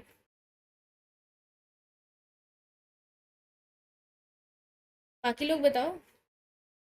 अच्छा, ये मेरा भी गलत हुआ था प्राची का। तो करेक्ट आंसर पढ़ा होगा ना फिर, टेस्ट एनालाइज करते टाइम देखा होगा ना क्या गलती करी है इस क्वेश्चन में। मिस्टेक नोटबुक में लिखा होगा अगर बना रहे हो तो।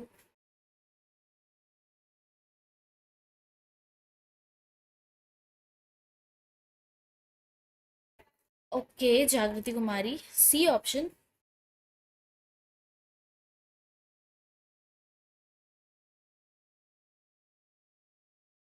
Yes, both are false. दोनों ही गलत स्टेटमेंट्स है। एनसीईआरटी खोलना जरा और ये स्टेटमेंट पढ़ना। देखो ये तो बिल्कुल ही गलत है, पी पाई होती ही नहीं, इसमें डी पाई होती है। Right, right. Iron 3 acidified K2Cr2O7 and neutral KMnO4 oxidise कर देते हैं I1 को, I- को I2 पे इंडिपेंडेंटली। बताना जरा, इंडिपेंडेंटली करते हैं? No, both statements are false. Both the statements are false. ठीक है, बोथ आर फॉल्स। इंडिपेंडेंटली थोड़ी करते हैं बच्चे को, इंडिपेंडेंटली नहीं करते।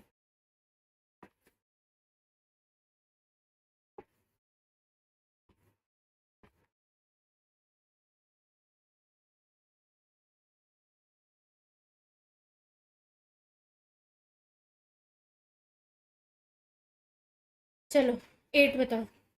बताओ फिर खत्म करेंगे सेशन। क्लियर हुआ और फिर तुम बोलते हो तुम्हें कोई डाउट नहीं है। ये बोलती हूँ मैं, डाउट जब तक डाउट रहेगा ना, डाउट जब तक क्लियर नहीं होगा तब तक नीट भी क्लियर नहीं होगा। ठीक है। Which of the following pairs are isostructural? फटाफट से बताओ। चलो ये कर लिया हो तुमने, ये भी कर लिया होगा। हम्म, ये भी आई होप कर ही लिया होगा। Magnetic moment. यस, 8 का ए। सब लोग ए बोल रहे हैं क्या? यस करेक्ट, 8 का ए होगा। Yes correct. चलो 9 भी बता ही दो यार फिर फटाफट से, मैं बता देती हूँ इसका। ये न्यूट्रल होता है तो इस पे ऑक्सीडेशन स्टेट 0 आता है, राइट। और NiCN4 2- पे क्या होगा, यहाँ पे -4, X X -4 is equals to -2। अरे ओके, तो क्या हो गया ये, +2। Option number A is your right answer. 10th बताओ फटाफट से, 10 बताओ, 10 बताओ, 10 बताओ।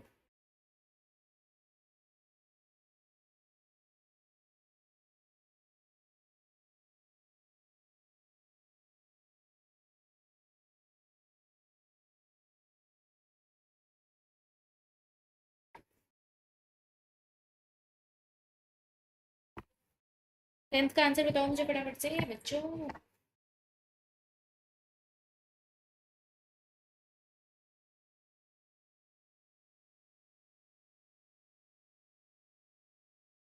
9 का ए करेक्ट है, मुझे तुम्हारे मैसेज ना स्लो दिख रहे हैं। Mn+2 में अभी तक तो याद हो जाना चाहिए, 5 अनपेयर्ड इलेक्ट्रॉन्स होते हैं। ठीक है, 5 अनपेयर्ड इलेक्ट्रॉन्स। ओके, सो आपका ऑप्शन नंबर ए आएगा, √5 to 5। ए यार क्या है, 5+5+2। Option number A is your right answer, correct. दो क्वेश्चन और फटाफट से बताओ। विच of the following show intramolecular hydrogen bonding? Intramolecular hydrogen bonding. Yes, अब तो याद हो गया, ऐसे ही याद हो जाएगा।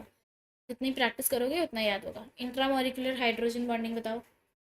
यस, एनसीईआरटी में भी गिवन है, करेक्ट। थोड़ा ऑर्गेनिक लगाओ इसमें, थोड़ी सी ऑर्गेनिक लगाओ इसमें। बताओ बताओ बताओ बताओ बताओ।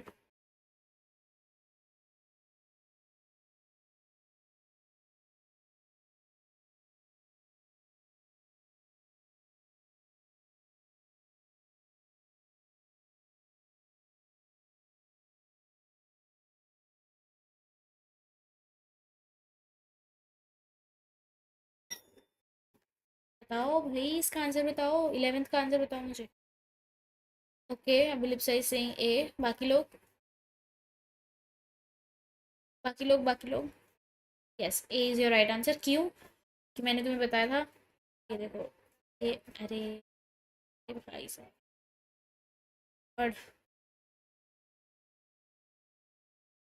पेन नहीं चल रहा। ये मान लो, ठीक है। This position is your ortho, this is your para, this is your Meta.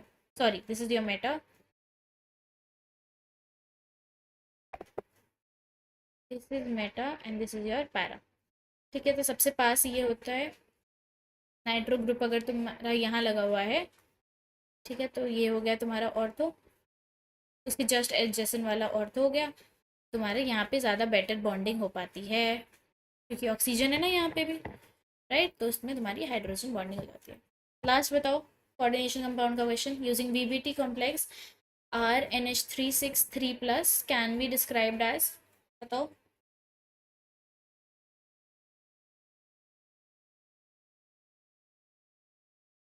बताओ। फिर तुम्हारा सेशन भी है ना आज, 6 का। चलो बढ़िया।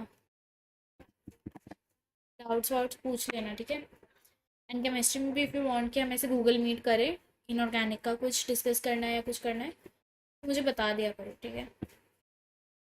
12th का आंसर बताओ। Very very easy. देखो, NH3 है, स्ट्रॉन्ग फील्ड लाइगेंड है, मतलब इनर ऑर्बिटल। दो ऑप्शन दिख गए हमें, ठीक है, इनर ऑर्बिटल के।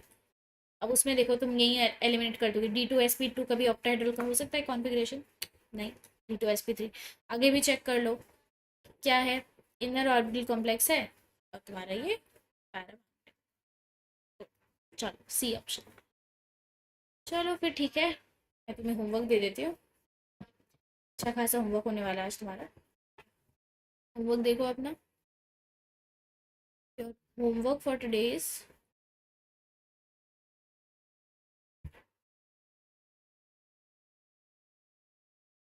बहुत लेट जाता है दी आपके पास हमारा मैसेज। कहाँ? डाउट फोरम पे या टेलीग्राम पे?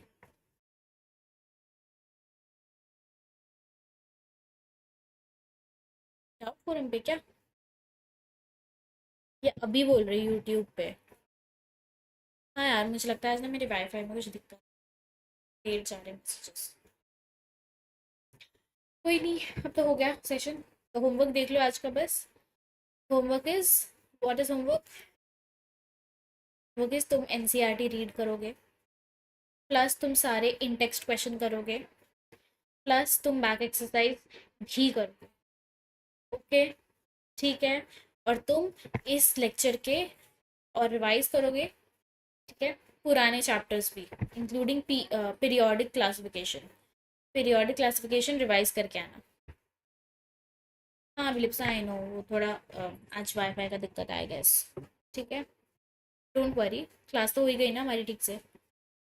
पीरियोडिक रिवाइज करके आओगे हमारे नेक्स्ट लेक्चर में, क्योंकि पी ब्लॉक में जिसका पीरियोडिक कमज़ोर होगा वो नहीं पढ़ पाएगा। क्लियर है? I am very clear about it. और अभी कमेंट्स में लिख के जाओगे #NCRT डन। NCRT डन, मुझे कमेंट में चाहिए ही चाहिए। लाइक भी करोगे सेशन को, और ये लिख के भी जाओगे, कमेंट करके भी जाओगे, ठीक है। ओके, चलो #CC NCRT डन लिख देना, कंफ्यूज जाएंगे। Coordination compound CC NCRT done. Let me change the hashtag CC NCERT done. लोग हमारे सोचते रह जाएंगे, बाकी बच्चे जो नहीं पढ़ते, इन्होंने ये CC NCERT क्या करा है, ठीक है। कमेंट्स में लिख के जाओगे, ओके।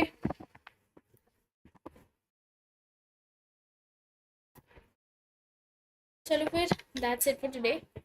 हो गया हमारा एक चैप्टर खत्म, अब बस एक चैप्टर बचा है, दैट पी ब्लॉक एलिमेंट्स। बस फिर मज़े ही मज़े, मजाक कर रही हूँ। कोई मज़े वज़े नहीं होने वाले, उसके बाद भी पढ़ाई हमारी चलती रहेगी, ठीक है। ओके, कोई डाउट है तो पूछो। वरना we are done for today. I end the session. अगर कोई डाउट नहीं है, कोई डाउट है तो पूछो। पढ़ाई में कोई दिक्कत, मोटिवेशन में कोई दिक्कत, टेस्ट में कोई दिक्कत? Okay, thank you, thank you. नहीं है कोई डाउट? ठीक है, फिर I end this session. Doubt पूछा करो यार। Doubt forum is for you guys, personal mentorship is for you guys. अभी तक नहीं ली है, ले लो। I am really saying, doubts clear करने में बहुत हेल्प होती है। जब तक डाउट्स क्लियर नहीं होंगे ना, अभी भी तुमने देखा 12 क्वेश्चन में से एक क्वेश्चन तो ऐसा था ना जहाँ पे डाउटफुल थे तुम लोग, और तुम पूछते नहीं हो, है ना? तो वही है, डाउट पूछा करो। ओके, चलो ठीक है, टेक केयर यू टू डोरेमी। चलो bye bye, see you next class. जब भी होगी मैं बता दूंगी, ठीक है? पी ब्लॉक पीरियोडिक पढ़ के आना, कमेंट्स में मुझे हैशटैग चाहिए। Bye bye.